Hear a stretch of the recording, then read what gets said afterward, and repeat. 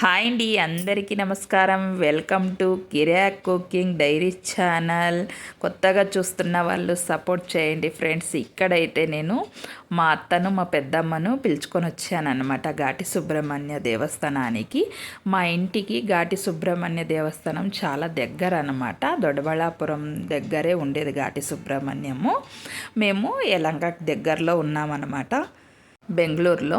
ఇక బెంగళూరులో ఉండేవాళ్ళు ఈజీగా చూడొచ్చు ఈ దేవస్థానము. వేరే ఊరి నుంచి వచ్చిన వాళ్ళు అక్కడ రూమ్స్ దొరుకుతాయి. ఇక్కడ ఘాటి సుబ్రహ్మణ్యం దగ్గర రూమ్లో ఉండి మీరు ఒకరోజు చూసుకొని వెళ్ళొచ్చు.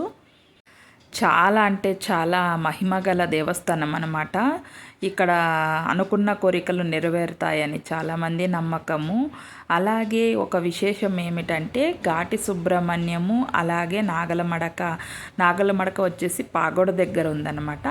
కొక్కి సుబ్రహ్మణ్యం అందరికీ తెలిసిందే కదా, ధర్మస్థలం దగ్గర ఉంది. ఇక ఈ 3 టెంపుల్స్కి ఎందుకు వెళ్ళాలంటే పాము అనమాట. పాము వచ్చేసి తోక భాగము నాగలమడక, కడుపు భాగము ఘాటి సుబ్రహ్మణ్యము. ఈ దేవస్థానమే ఇప్పుడు నేను చూపిస్తున్నాను కదా, ఈ దేవస్థానమే. కొక్కి సుబ్రహ్మణ్యము ధర్మస్థలం దగ్గర ఉంది కదా, ఆ కొక్కి సుబ్రహ్మణ్యము తల భాగం అన్నమాట.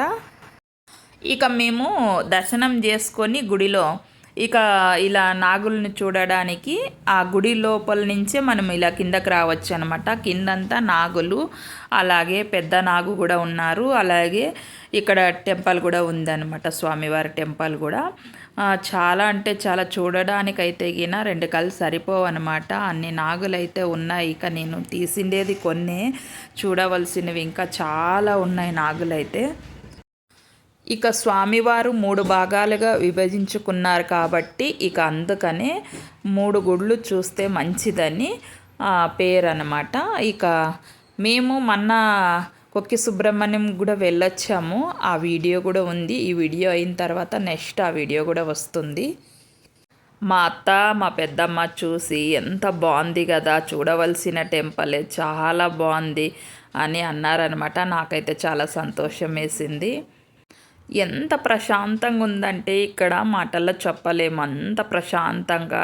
ఎంత వాతావరణం కూడా చాలా బాగుంది, చాలా ప్రశాంతంగా ఉంది అనమాట. ఇక చూడండి, ఇక్కడ వచ్చేసి పెద్దనాగ అనమాట. చాలామంది ఇక్కడ పాలు పోస్తూ ఉంటారు, స్వామికి పాలు పోసి పూజ చేసి ఇక వెళ్తూ ఉంటారనమాట. ఎక్కువగా ఇక్కడికి వచ్చేసి గురువారము ఆదివారము చాలా బాగా జరుగుతుంది ఇక్కడ టెంపుల్లో. కోతులు ఎక్కువగా ఉంటాయి, చాలా హుషారుగా ఉండాలన్నమాట. బ్యాగులు చెక్ చేస్తూ ఉంటాయి అవి, అంటే ఆ తినే వస్తువులు ఏవైనా ఉంటే తీసుకొని వెళ్తూ ఉంటాయి. ఇక ఇక్కడికైతే మేము భోజనానికి వచ్చాము, ప్రసాదము. ఇక స్వామివారి ప్రసాదం అయితే చాలా అంటే చాలా బాగుందండి. ఇక గుడిలో ఏ గుడిలోనైనా ప్రసాదం అంటేనే చాలా బాగుంటుంది కదా. నాకు ఇలా దేవుని ప్రసాదం అంటే చాలా ఇష్టము. ఇక భోజనం చేసిన తర్వాత బయట కూడా ఇలా నాగులు ఉన్నాయన్నమాట, గుడి బయట కూడా. ఇక ఇలా చూసాము, గుడి బయట కూడా నాగుల్ని నమస్కారం చేసుకొని అలా ఫోటోలు వీడియోలు తీసుకుంటున్నాం అనమాట. గాలి చూడండి, ప్రశాంతమైన గాలి.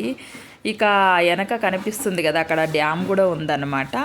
ఇక మేమైతే అన్నీ చూసేసాం కదా, ఇంటికి బయలుదేరాము. లైక్ చేయండి, షేర్ చేయండి, సబ్స్క్రైబ్ చేసుకోండి.